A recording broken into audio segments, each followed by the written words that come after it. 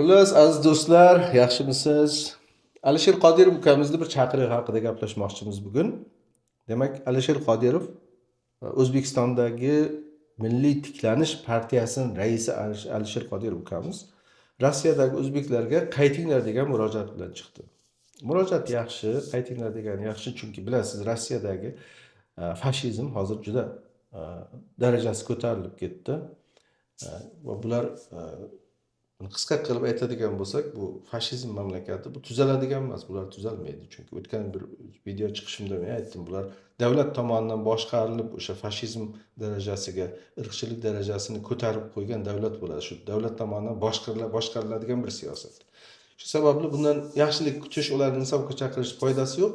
O'zbekiston nota berganligi haqida o'qidim, lekin men o'zbekcha tarmoqlarda o'qidim. Bironta o'ris tarmog'i O'zbekiston shunaqa nota berdi deb yozmadi. Balki bu shunchaki xalqni tinchlantirish uchun kimdir o'ylab chiqqan gapidir. Balki haqiqatda nota berilgandir. Nota berilgan bo'lsa buni olqishlash kerak, berilmagan bo'lsa koyish kerak. Xullas, shunaqa qilib Alisher ukamiz demak qaytish haqida chaqiriq bergan. Chaqiriqni men qo'llayman. Alisher ukamizni hurmati bor, partiyasini ham kelajakdagi umidli partiyalardan biri deb tushunaman. Ba'zan qo'rqa bo'lsa ham Alisher ukamiz yaxshi gaplar xalq himoyasiga, bir narsalar til himoyasiga aytib turadi. Shunisiga ham rahmat. Lekin bu safargi chaqirig'i puch chaqiriq, xom chaqiriq. Japuch demaylik, xom chaqiriq deylik. Nima uchun xom chaqiriq? Alisher Qodirov Milliy tiklanish partiyasining raisi. Bu partiyaning parlamentda o'rni bor, deputatlari bor.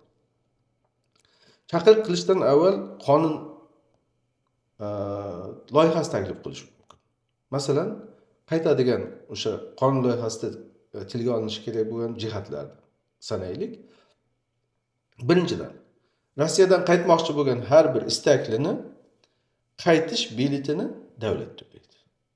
Temir yo'l bo'lsin, havo yo'li bo'lsin, farq qilmaydi. Qaytish biletini davlat to'laydi. 2. Qaytgandan keyin davlat to ish topguncha, o'ziga kelib oyoqqa turaman deguncha 3 oymi, 6 oymi shartli ravishda nafaqa belgilaydi. Nafaqa eng kam hozir O'zbekistonda bir oilani, 4 kishilik, 5 kishilik oilani deylik, taxminan o'rtacha o'zbek oilasi hozir shunaqa. 4 kishilik, 5 kishilik oilani bir oylik hashamatsiz faqat yeb ichishiga ketadigan pul taxminan 500 Amerika dollari. Va shu 500 Amerika dollariga teng miqdorda bir nafaqa 3 oylik yoki 6 oylik qilib vaziyatga ko'ra belgilanishi kerak. Ana shunaqa qonun taklifini Alisher Qodirov o'zining deputatlarini yig'ib, o'zini ishlayotganlarini yig'ib, ishlab chiqib parlamentga olib kirish kerak. Va parlamentni ro'yxatdan o'tkazib, kun tartibiga qo'ydirib, ana undan keyin chaqiriq qilsa, "Hey o'zbeklar, jonlarim, qadrdonlarim, mana davlat sizlarni belgilaringda olib beradi, kelganlaringda nafaqa beriladi. Qaytinglar" desa, men masalan Alisher ukamizni rasmini uyda to'riga osib qo'yaman. Hazil gap bu, lekin shunda bir milliy tiklanish degan nomga mos bir ish qilgan bo'ladi. Bu bir tanqid emas, bu bir maslahat. Ya'ni men ilgari aytganimdek Alisher Qodirovni hurmat qilaman. Qo'ldan kelgancha nimadir qilishga harakat qilib yurgan vatanparvar insonlarimizdan bittasi. Lekin mana shu parlament yo'li bilan qilinishi kerak bo'lgan bir yumush protsedurasi borda. O'shani qilsa undan ham zo'r bo'ladi. Endi bu yerda savol chiqadi. Bu keladiganlarga bilet pulini xo'p davlat olib bersin. U uncha katta pul bo'lmaydi masalan, bir martalik. Deylik 3 million yoki 2 million odam bo'lsa hozir Rossiyada shuni boringki 500 mingga qaytadi. U juda katta pul emas, davlat buni bemalol biletini olib berishi mumkin yoki uchoq jo'natib olishi mumkin. O'sha ba'zi shaharlarga. Lekin qaytib kelgandan keyin o'sha nafaqaga bog'lab qo'yish ancha kuch talab qiladi. Pulni qayerdan olamiz degan savol keladi. Birinchi o'rinda mana pulni qayerdan olish mumkin bo'lganligini men aytay. Profsoyuz degan bir tashkilot bor. Profsoyuz har bir sohaniki bor albatta O'zbekistonda ham, boshqa mamlakatlarga ko'ra o'sha taqsimlanadigan sohalarda o'zini profsoyuz nimasi bor, tashkiloti bor. O'zbekistonda ham shunaqa. Lekin bularning ustida yana bitta tashkilot bor. Bu Toshkentning markazida katta binoga egalik qilib o'tirgan Markaziy profsoyuz komitetimi shunaqa ministerlik darajasiga tenglashtirilgan va u yerda qorni katta bir Rafiqov degan akaxon o'tiradi. Uni yonida qorni kichkina Zaynalobiddin degan prezident administratsiyasidan quvilgan yana bitta ukaxon qaytib bordi. Yana 5-4 ta qorni katta, qorni kichkinalar birgalashib yeb o'tirgan bir tashkilot bor. Profsoyuzlarning markaziy tashkiloti. Ana o'shalarni bir hisobga chaqirish kerak. Qani bu o'zi nima ish qiladi bular? Respublika sanatoriyalarining bir qismiga, bir qanchasiga ular egalik qiladi. Deylik, butun respublikadan keladigan, boshqa profsoyuzlardan keladigan pullarga egalik qiladi. Qani bular nima ish qilyapti o'zi? Bular qancha pul topyapti? Topyapti emas, aslida bularga qancha pul kelib tushyapti? Bir yilda masalan, necha milliard yoki necha trillion pul kelib tushyapti? Bu pullar qayerga sarf bo'lyapti? Mana buni taftish qilish kerak. Buni taftish komissiyasini parlamentda tuzilishiga erishish kerak. Va o'sha yerga tushgan pullarni hisobini olib, mana shu pullar evaziga qaytib kelayotganlarni bir miqdor ta'minlab turish mumkin. Albatta bu yetarli bo'ladimi? Yo'q, menimcha yetarli bo'lmaydi. Endi shu profsoyuz haqida yana ikki og'iz gapirsak. Bu profsoyuz degan tashkilot aslida butun dunyoda ishchini yonini oladigan tashkilot sifatida ko'riladi. O'zbekistonda ishchilar oylik ololmasdan qanchasi chiqib namoyish qildi, idorasining oldiga borib, Fozilov degan Kremlda erkatoyi bo'lgan bir biznesmen yigit bor. Samarqandda aeroportlarni ham sotib olgan, Kiprda qurib olgan tashkilotlarga O'zbekistonning butun boyligini xatlab olgan bir ukaxon bor, Fozilov degan. O'shada ham ishchilar oylik bermadi deb chiqqanda profsoyuz borib ularni yonida turdimi? Men eshitganim yo'q. Balki birov eshitgandir. Agar eshitgan bo'lsanglar, to'g'rilab qo'yinglar. Demak, o'shanaqa shaklda profsoyuz bir necha marta mana ishchilar namoyish qilishdi, norozilik bilan chiqishdi. Men biron joyda profsoyuz keldi, aralashdi, o'tirib mana shu tashkilot bilan jang qildida bularni haqini olib berdi degan gapni eshitmadim. Lekin bu o'sha profsoyuz degan jonivor tashkilotning asosiy vazifasi. Shu sababli ular asosiy vazifasini bajarmayapti. Bajarish niyati ham yo'q. Ularga tushgan pullarni hisobini olish kerak. Qani bu pullar qayerga ketyapti? Bu pullardan nechtasi qanaqa dacha qurdi, nechtasi qanaqa mashina oldi, qaysi birlari boshqa mamlakatdan o'ziga saroy qurib qo'ydi. Mana bularni tekshirtirasiz.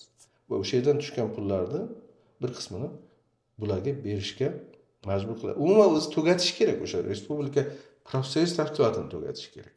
Masalan, o'sha sanatoriylarga qarab turish kerak? Yo'q, sanatoriy o'zini xo'jalik unsuri sifatida nima bo'lsin? O'z-o'zini ta'minlovchi, nima deydi, o'sha biznesga aylantirilsin, profsoyuz qo'ldan olinsin. Unaqa narsa umuman kerak emas. Umuman profsoyuzlarni boshida turadigan yana bir tashkilotda umuman o'zi kerak yo'q. Sovet sarqiti bu. Buni tamomila tugatish kerak va bu pullarni hammasini olib ishchiga, xalqqa berish kerak.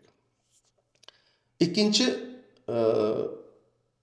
pul oladigan joy O'zbekiston chetga sotayotgan oltin, uran, deylik, alyumin, boshqa qimmatbaho metallar, sun'iy ravishda olinadigan ayrim metallar bor, skandiy. Bularni hammasini kimga sotyapti, qancha pul kelyapti? Masalan, O'zbekiston parlamentining bir nimasi sifatida, deputati sifatida Alisher Qodirov ukamiz Markaziy bankka savol jo'natishi mumkin. O'tgan yili yoki 12 yili qancha oltin qazib olindi, qanchasi bankka kirim qilindi, qanchasi Shveysariyadagi hisobimizga qo'yildi, qanchasi sotildi, kimga sotildi, necha puldan sotildi. Uran. Va shunaqa tartib bilan hammasini hisobotini talab qilish mumkin kerakli joydan. Bir qismini Markaziy bankdan, boshqa bir qismini demak o'zining kerakli o'sha tashkilotidan, kerak bo'lsa to'g'ridan zavoddan, fabrikadan hisobotini talab qilishi mumkin. Mana u ishlar yarashadi Milliy tiklanish partiyasiga. Albatta bunga yo'l qo'yishmaydi, to'siq bo'lishadi, qo'rqitishadi, telefon qildirishadi, hatto eng yuqori joylardan telefon bo'lishi mumkin. Qo'y endishi uka ishlarga aralashma deyish mumkin. Lekin yana ham bir shaklda buni og'ziga tushishiga demak sabab bo'lishi mumkin Milliy tiklanish partiyasi. Shu o'rinda aytmoqchimanki, mana bu hokimlar degan bir sinf bor O'zbekistonda. Bular nima uchun sinf deyman men? Bu sinf bu. Bu xalqqa oid bo'lmagan. Hani prezident aytmoqchi, yerdan oyog'i uzilgan bir sinf bular. Hani havoda muallaq bular. Na osmonda, na yerda, o'rtada. Va bular milliardlab pullarni allaqanday ko'ngilxushlikka, konsertlarga sarflaydi. Bu pullar kimniki? Hokimiyatniki emas. Hokimiyatni yerto'lasida fabrika yo'qki, u yerda bir ishlab chiqarib hokimiyat pul topsa. Bu xalq puli, byudjetdan keladigan pul. Bular byudjetdan pul oladi hammasi. Aminmanki, profsoyuz ham hali haqqi bo'lmagan holda bu yig'ilgan pullar yetmayapti deb byudjetdan pul olsa kerak. Men aminman shuni bularni olishiga-da, chunki byudjet har turli talashadi-da bu tanish bilishchilik qilib. Xuddi shunga o'xshab hokimlar ham byudjetdan oladigan pullar hisobiga chet elda yulduzlarni olib kelib bir necha soatlik konsert qo'yib beradi. O'zbekning bu konsertga ehtiyoji bormi? Aslo yo'q. O'zbekda har uchtadan ikkitasi qo'shiqchi o'zlari haligi qiladi. U konsert televizordan, internetdan ham ko'radi. Bu haligini umuman hashamatli kerak yo'q, lekin bu yerda yashirin narsa bor-da, masalan, o'sha konsertga $1 million sarflandi yoki $2 million miqdorida pul sarflandi deydi, uni kamida yarmi o'sha tashkilotchilar cho'ntagiga ketadi. Buni hammamiz bilamiz. Shuning uchun bularni bir jilovlaydigan mexanizm ishlab chiqinglar. Bu hokim degan sinfni jilovlaydigan. Bular xalqqa zulm qilishdan boshqa narsani bilmaydi. Majlislarning nechtasini guvohi bo'ldik. Bir ikkita uchta yaxshi ishlaydigan, xalqqa yaqin hokimlar bor. Albatta ularni ularga qilmasligimiz kerak, hamma bilan bir tutmasligimiz kerak. Lekin asosan 99% bu xalqqa zulm qilishdan boshqa narsani bilmaydi. Majlislarda so'kinib majlis qiladi. Ya'ni bular buni o'sha bular sinf madaniyati sifatiga kiritgan.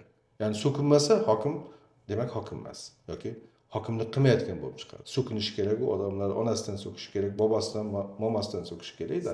Mana shu sinfni jilovlaydigan bir mexanizm ishlab chiqib, ularni sarflayotgan pullarni hisobini chiqarish kerak. Qani sen qancha pul olyapsan, markaziy byudjetga qanchasini jo'natyapsan, qanchasini olib qolyapsan, nimaga sarflading? Bularni aniq hisob-kitobini chiqarishga erishish kerak. Eng kamida harakat qilish kerak shunga. Va qaytganlarni ish bilan ta'minlash uchun har bitta hokimlikka bo'lib berish kerak. Masalan, Surxondaryoda nechta 5000 odam keldimi? Ha, 3000 ni ish bilan ta'minlasin hokimiyat. Qolgani 2000 ga balkim o'zi ekin-tikin qilib o'zini ko'tarar yoki shaxsiy biznesini ochar. Shaxsiy biznesni ochganlarga yoki o'sha ekin-tikin qiladiganlarga bir necha yil yengil sharoit yaratib berish kerak. Soliqdan ozod qilish kerak. Hokim borib tepasida turib, ularni hali boshini, miyasini parmalab turmasligi kerak. Shunga o'xshagan yengilliklar yaratish kerak-da. Albatta bu narsalar hammasi Milliy tiklanish partiyasining qo'ldan kelmaydi. Hozir mana Saida singlimiz keldi, prezident administratsiyasining boshi bo'lib. Men u qizni juda hurmat qilaman. Birinchidan zamonaviy bir kadr, ikkinchidan o'qigan, ko'zi ochiq, dunyoni tushunadigan, inglizchasi, o'rischasi, o'zbekchasi tuzuk bo'lgan, ya'ni kelajakka mos kadrlardan biri deb qarayman. Va kerak bo'lsa maslahat qilib Alisher ukamiz Saida bilan o'sha bir shaklda buni bir sxemasini ishlab chiqish mumkin. To'g'ri, prezident apparatini boshlig'i degani bir nima deydi? Davlat ijroiy hokimiyatining bir qismi emas. Lekin bizda O'zbekistonda sharoit shunaqa. Prezident administratsiyasini boshlig'i prezidentdan keyin ikkinchi odam, istaysiz yo'qmi? Mayli, bo'lsin. Shundan foydalanib, shu darajadan foydalanib va Saidani hozirgi zamonda to'g'ri tushunishdan foydalanib, buni bir shaklda birgalikda hal qilish mumkin. Men shunchaki Alisher ukamizga haligi nima deydi, tip beryapman. Yani, foydalansa foydali bo'ladi degan mazmunda. Xullas, mana shunaqa. Endi masalaning boshqa bir tomoni bor. Xitoydan mana Xitoy tashkilot quryapti, Xitoy ishchisi olib kelyapti, Hindiy ishchi kelyapti. Buni mutlaqo chegaralash kerak. O'zbekistonni milliy xavfsizligi uchun buni mutlaqo chegaralash kerak. Xitoydan ishchi olib kelmang. O'zimizni ishchi yetadi, ana Rossiyadagini olib kelishlading. Xitoy qurmoqchimi bir zavod, fabrika? Tamam, olib kelsin 3 ta 5 ta odam. Lekin 50 ta ishchi olib kelmasin. Yo'q, mana shu yerdagi ishchilarni tayyorlasin. O'sha yerda sinf ochsin, o'qitsin, o'sha nimada ishlashi kerak bo'lgan bo'lsa, ana shu yerda tayyorlasin. Xitoydan, Hindidan ishchi olib O'zbekistonni milliy xavfsizligini zaiflashtirmang. Bu narsa ham mana ham Alisher ukamizga tegishli, ham o'sha Saida singlimizga tegishli, bunga qarash kerak. Aslida bilasizmi, bu kompleks bir mexanizm ishlab chiqilishi kerak-da. O'zbekistonda ham milliy xavfsizligini ta'minlash, ham O'zbekiston vatandoshlarini, demak, chet ellarda himoya qilishga bog'liq bo'lgan bir kompleks mexanizm ishlab chiqish kerak-da. Bir necha yillar oldin prezident juda katta pafos bilan vatandoshlar jamiyati tuzildi deb uni Sherali Jo'rayevni boshliq qilib qo'ydi. O'sha tashkilot nima bo'ldi? Hozirgi kunda men masalan uni hech biron bir chet eldagi vatandoshga na yordam berganini, na bir aloqa o'rnatganini eshitganim yo'q. Nima bo'lgan taqdirda shunga o'xshagan tashkilotlar hammasini tugatish kerak.